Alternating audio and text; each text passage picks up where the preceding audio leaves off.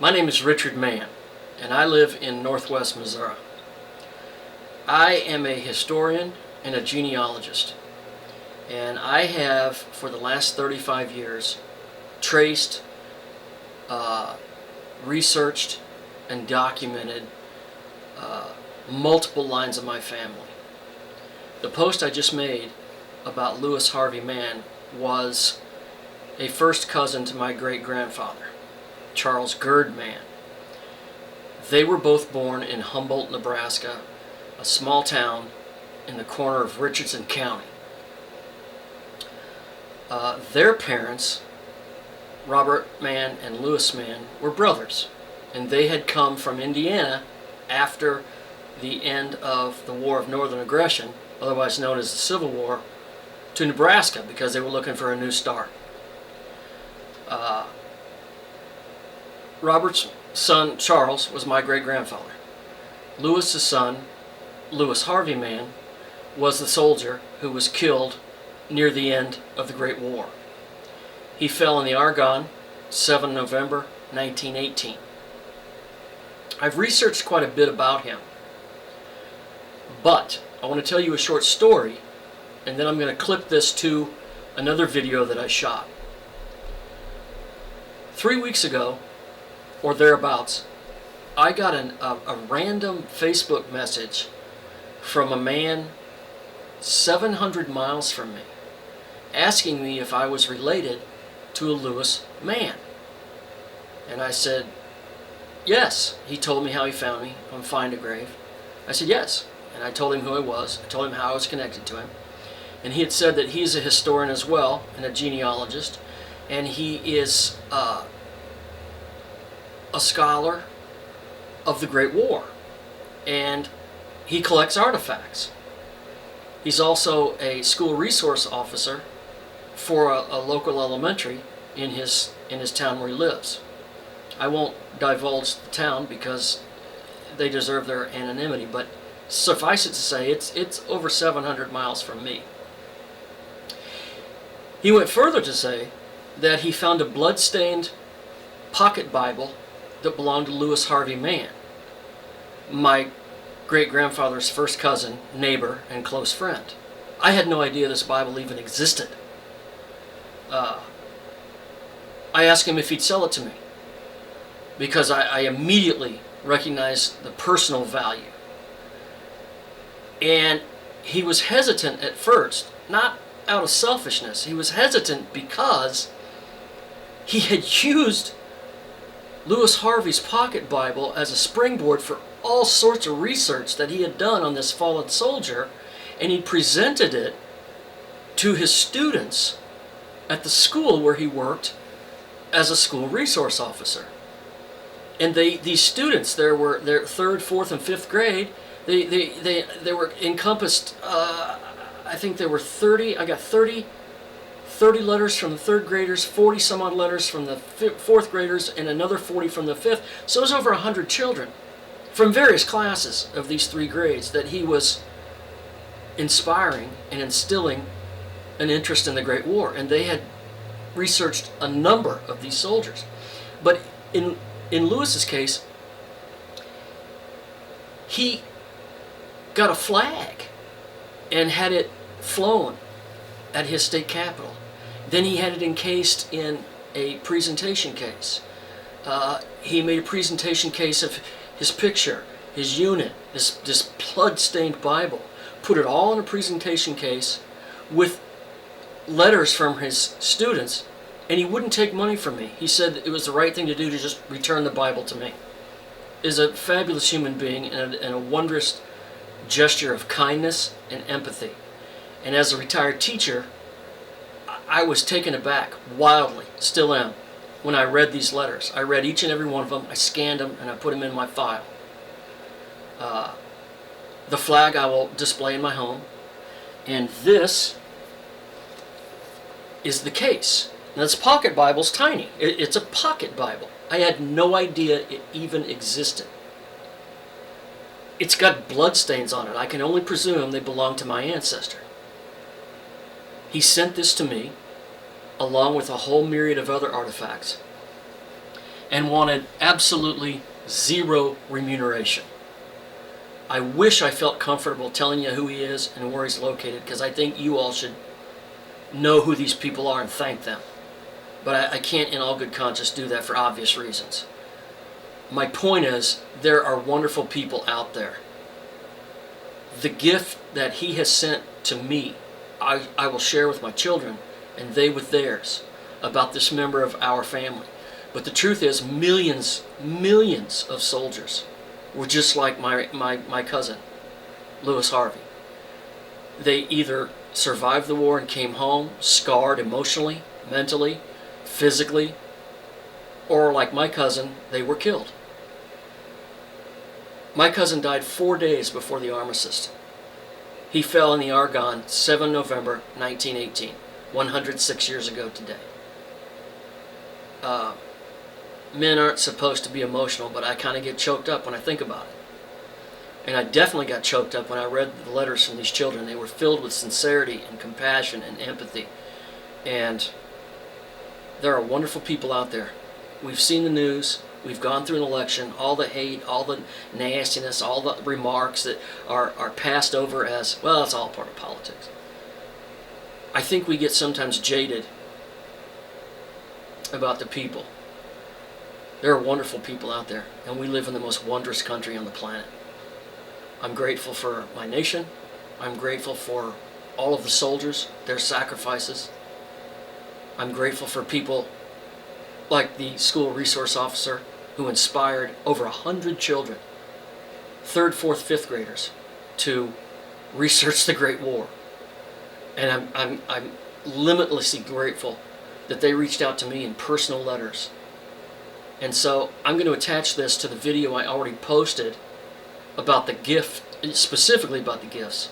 But I wanted to make this introduction. I'm nobody. I'm just a guy. But there are very few members that I know of Lewis Harvey's family still living. I've got 4 children. I've got a brother. He's got a few children. But there's really few of us left. And it pains me to think that millions of these people may have been lost or forgotten or glossed over. And I'm glad, I'm grateful, to overuse a word, that things like the 11th of November are still recognized in this country, and that we still recognize the sacrifice that military personnel, men and women alike, have given to this country. Thanks very much. Hello, y'all. My name is Richard Mann, and I'd like to give you my utmost thankful gratitude and my heartfelt thanks to you at Porter Elementary for your efforts, your genuine letters, and everything you did for Private Lewis Harvey Mann. I'm not going to mention where your school is located because this is going to be on YouTube, and I'm not going to mention anybody's names except perhaps Officer Ryan, because I think you deserve some anonymity. It means nobody needs to know exactly who you are. It's safer that way, just is. But I did want to acknowledge this wonderful gift that you helped your SRO officer put together.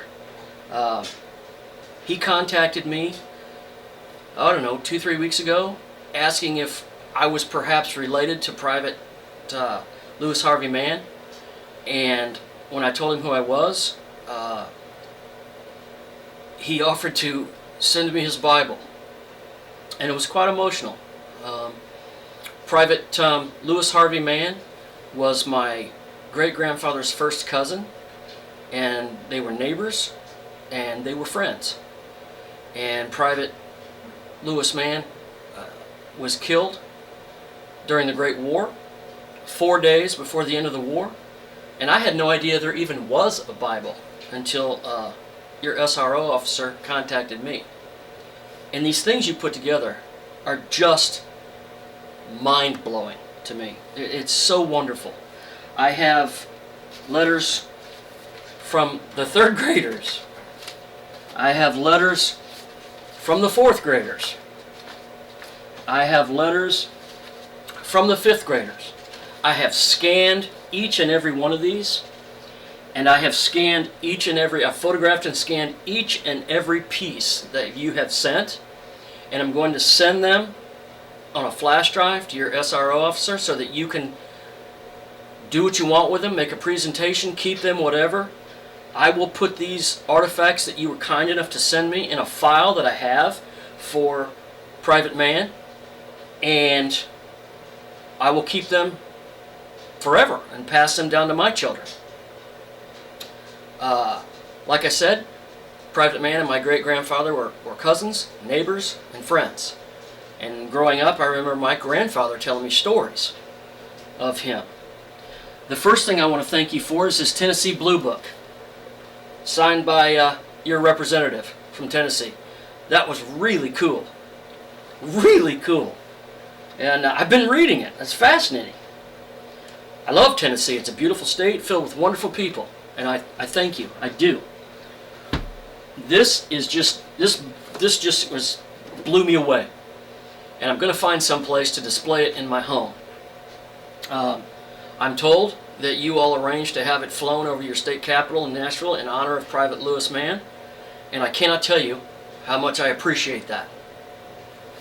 This is it's just wonderful. This particular case that y'all put together, I'm beyond words. I don't know what to say. I got goosebumps when I opened it up and saw it. And my son, my eldest son, took a picture. And it was just wonderful. It means a great deal to me. And I think what I'm going to do is, I've taken a picture of the Bible. I'm going to print a photograph of it.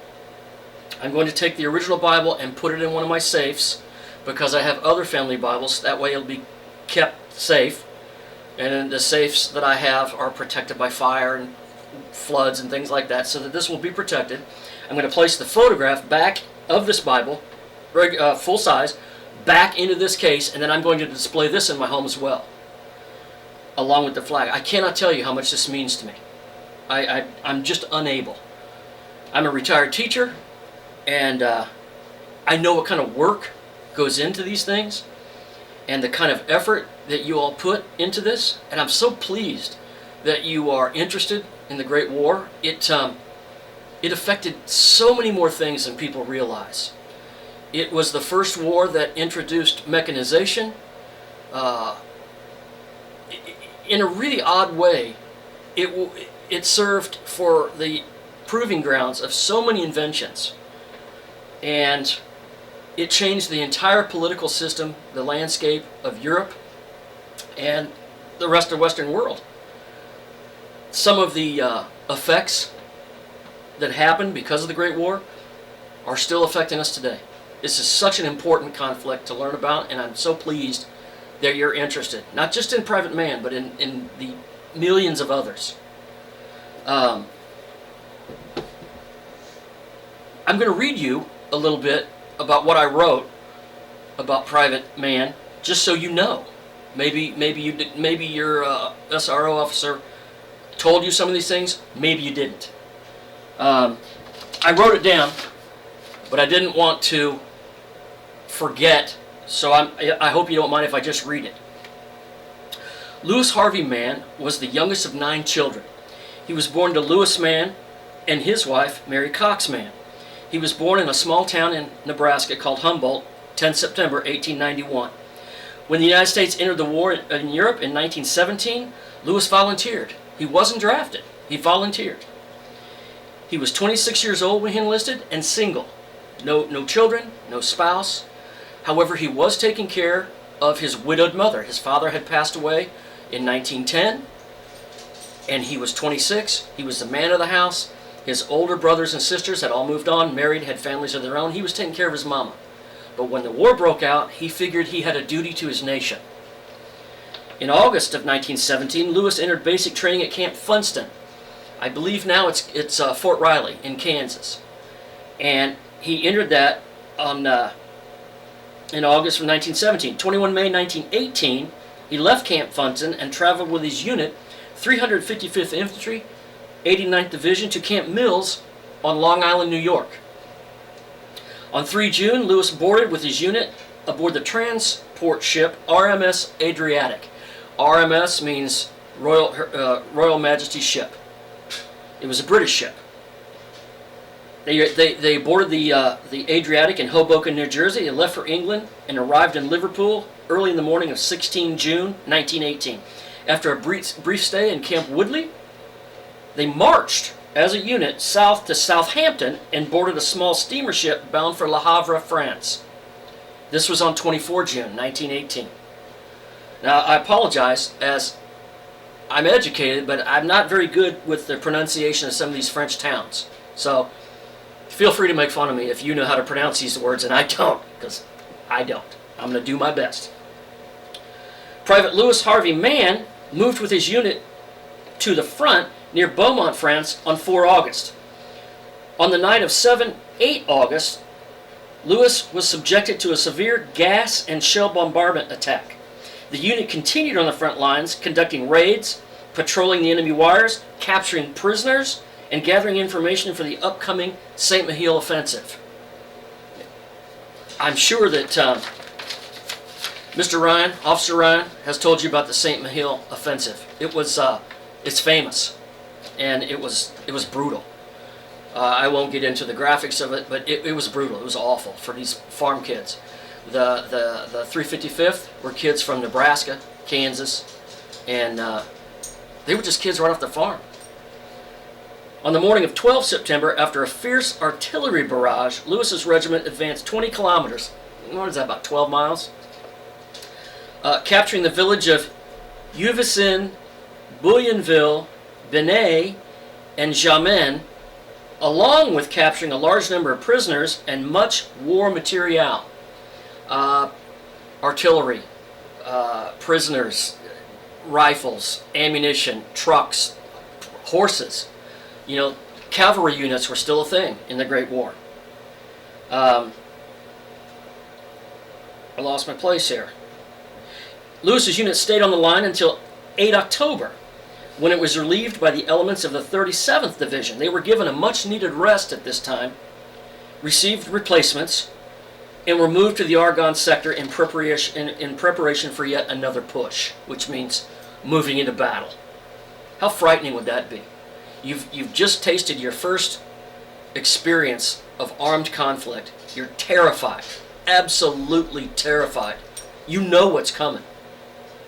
The courage that these men had to get up and march into the fire again is something I can't even imagine. Now Lewis was 26, but most of these recruits were teenagers. Just awful, brutal. On 1 November, a new offensive was begun with Lewis's regiment, held in reserve. They needed the rest. After 2 days of intense fighting, his unit again took up positions on the front lines to continue the advance, taking Barricourt, Beaufort, Lanneuville, Louzet, and Cessay, France, before the armistice was signed on 11 November, ending hostilities. I'm sure Officer Ryan has told you the Great War ended the 11th hour of the 11th month, or the 11th day of the 11th month of 1918. 11 o'clock at night, 2300, 11 November 1918. Unfortunately, Lewis fell in battle 7 November 1918. He survived numerous battles, numerous attacks, artillery, infantry, gas, and he was killed 4 days before he was at the end of the war and could go home. He was killed from a German mustard gas attack. That was another advent of the Great War, chemical warfare. And it has since been frowned upon and tried not to use again. It has been here and there, but it's brutal. It's awful. Nobody likes it. If my dogs wander back and forth, I'm sorry. They don't care that I'm making a video. They're wonderful dogs. I have Tilly and I have my black schnauzer, Herr General Erwin Rommel. We just call him Rommel. Anyway, gas attack just 4 days before the end of the war, 7 November. 7 November 2024 marks the 106th anniversary since my cousin Louis Harvey Mann fell in the Argonne as a member of the 89th Division, 355th Infantry. Louis Harvey left behind a widowed mother, 2 older sisters, and 2 older brothers. His body, I didn't know this until Mr. Ryan told me and sent me some information. I knew a great deal, but I didn't know some of this. Apparently, he was buried in a cemetery in France. He was exhumed, which means they dug his body up, moved to another cemetery, and buried a second time. That wasn't enough either. His body was first buried in France. However, his broken-hearted mother wanted him home. Now, if a soldier falls in battle, they send the body home to the family. But then they didn't have, mass air transport or anything like that. So they tended to bury the dead right where they fell or in cemeteries close to the battle. But his mother, he was the baby of the family. He was her caretaker. She wanted her baby home. So she paid out of her own pocket to have him exhumed a second time and sent home to be buried in the Mann family plot in the city cemetery in Humboldt, Nebraska. It's a really tiny town. There's only 800 people. It's a far southeast corner of Nebraska. The local Veterans of Foreign Wars post, number 269 in Humboldt, is named in honor of Harvey Mann. Post 269, Harvey Mann, post 269, Humboldt, Nebraska. And I didn't realize this, but I was asking the people of Humboldt, how they came to name it. And he was the first casualty of the Great War from Humboldt. And my guess is, the late date that he was killed, he might have been the only casualty killed from Humboldt. So they named the VFW post after him. A year or two ago, after 100 years, they sold the VFW because it's such a small town. They didn't have enough members, and now it's a cafe. But I have pictures of the sign when it was the post named after him. Now, I'm going to try and keep this short. I know you've got things to do. But these letters really touched me. I mean, they're just phenomenal. I like to read just 1 or 2 from each grade because I want you to know that I read them and they're important to me, and that you took the time to write them is important to me. I really want to thank you from myself, my children, and our entire family, because there's not many people left in our family related to Private Mann, but we hold him very dear in our hearts. I've got letters, I said, from Mr. Ryan sent me from 3rd grade, 4th grade, and 5th. These are just phenomenal. Dear Mr. Mann, sorry for your loss. I hope you feel like you have a piece of your family. Rest in peace, Private Mann. It's just beautiful. It's just beautiful. Dear Richard Mann, sorry for your loss. I know how you feel. I wish you could see him. Have a great rest of your life. Peace. And that's what they were fighting for. Peace. That's from the 3rd grade. 4th grade. To Mr. Mann, your family member gave the ultimate sacrifice for our country. We want to honor this very brave soldier. I almost cried when I read this. The fact that you think about this, not just Private Mann, but about the people that sacrificed so that you could live in the greatest country on the planet. You have a right, you have an American right to say what you want, to worship where you want, and to have opportunity. This is the only country in the world where you have those kinds of freedoms. To Mr. Mann, we appreciate the sacrifice from your family. We want to honor this very brave and heroic soldier. Your family gave the best sacrifice ever. Please thank them. Exactly. Exactly. Thank all of them. Thank these people who marched into battle, marched into harm's way. Private Mann went over the ocean and gave his life so that these people, the war and the conflicts, couldn't spill over to his family, spill over into this country and harm his mother. Millions of soldiers did the same thing. Fifth grade. Dear Richard Mann, sorry for your loss, but we are so glad you get to have the Bible back. It's cool you get to have a piece of your ancestor. You have a really cool ancestor. Hope you like this letter. I do. Thank you so much. I can't say that enough. This entire package is one of the greatest things I've ever had. And your SRO officer is phenomenal.